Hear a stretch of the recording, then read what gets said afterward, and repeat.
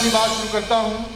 महात्मा गांधी जी 11 बार jail गए, लेकिन अपने संपूर्ण जीवन काल में ना कभी उन्होंने माफ़ी मांगी, ना ही किसी प्रकार का माफ़ीनामा लिखकर उन्होंने अंग्रेजों को दिया।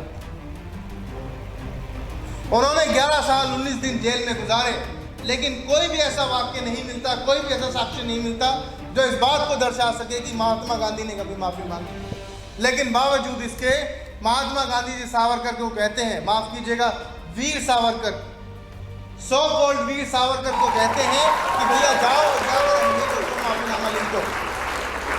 इस बात में आपको कितनी सच्चाई नजर आती है? इस बात में मुझे उतनी ही सच्चाई नजर आती है जितनी सच्चाई मुझे अच्छे दिनों में नजर आती है।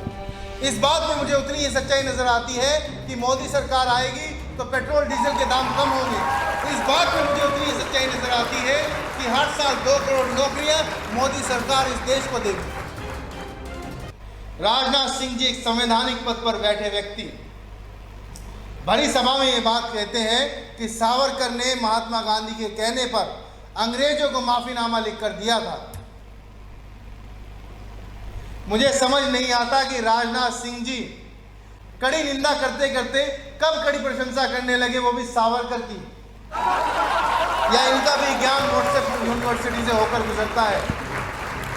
राजनाथ सिंह जी ने थोड़ा पढ़ा होता, कड़ी निंदा नाथ ने थोड़ा पढ़ा होता तो उनको समझ आता कि सावरकर ने अपना पहला माफीनामा लिखा था 1911 में और महात्मा गांधी जी साउथ अफ्रीका से आए 1915 में। फिर ये कैसे संभव है कि महात्मा गांधी जी सावरकर को कहें कि भैया आप अपना माफीनामा लिख दो, या फिर सावरकर ने फोन मिलाया था कि महात्मा गांधी जी क्या मैं माफीनामा लिख दूं? आप हाँ बेटा लिख दे, क्योंकि हमारी किस्मत में तो माफीनामा ही है। अपनी व्हाट्सएप यूनिवर्सिटी का ज्ञान यहीं फेल हो जाता है। माफीनामा लिखना तो दूर, माफी मांगना तो दूर। महात्मा गांधी जी ने 11 साल जेल में बिताए, 11 साल 19 दिन महात्मा गांधी जी ने जेल में बिताए।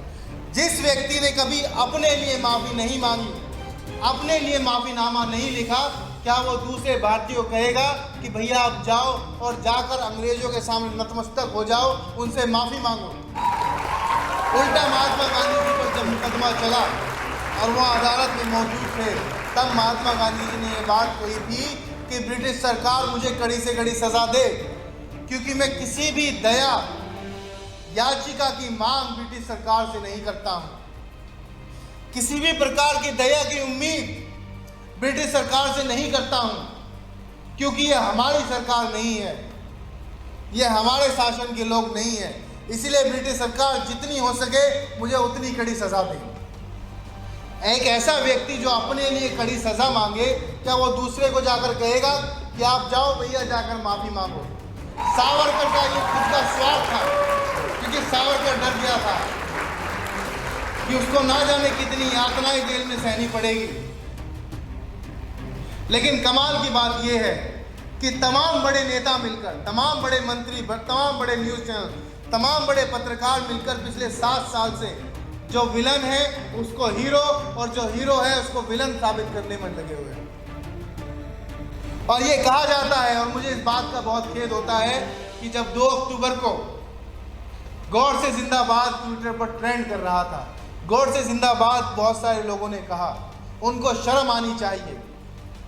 बहुत सारे लोग कहते हैं कि गोडसे ने गांधी जी को इसलिए मारा क्योंकि गांधी जी विभाजन करना चाहते थे।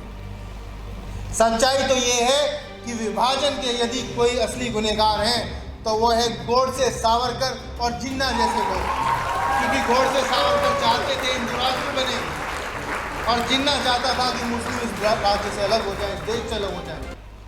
उल्टा महात्मा गांधी जी ने ना जाने कितने अनशन किए इस बात को लेकर कि इस देश का विभाजन ना हो, ना जाने कितनी कोशिश की कि इस देश का विभाजन ना हो। लेकिन सावरकर जैसी सोच के चलते, जिन्ना जैसी सोच के चलते इस देश का विभाजन हुआ।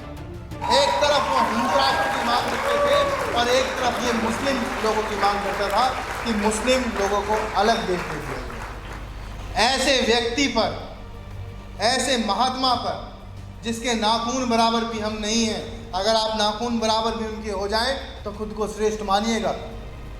ऐसे व्यक्ति पर जब आप कीचड़ उछालते हैं तो मैं मानता हूँ कि आपको शर्म आनी चाहिए, आपको शर्म से गड़ जाना चाहिए। मैं वैसे तो किसी व्यक्ति विशेष के आगे कभी नतमस्तक नहीं होता, कभी हाथ नहीं जोड़ता, कभी शीश नहीं झुकाता ईश्वर के अलावा, लेकिन इकलौते महात्मा गांधी जी ऐसे व्यक्ति होंगे कि यदि वो कभी मेरे सामने मौजूद होते तो मैं ज़रूर उनको हाथ जोड़कर प्रणाम करता और उनको झुककर कहता कि आप वाकई में महात्मा गांधी लायक व्यक्ति हैं और हम में से इस देश में, इस दुनिया में कोई भी आपके तुल्य खड़ा नहीं होता। आप कितनी ही मनगढ़ंत कहानियाँ बना लें, लेकिन इतिहास को कभी झुठलाया नहीं जा सकता।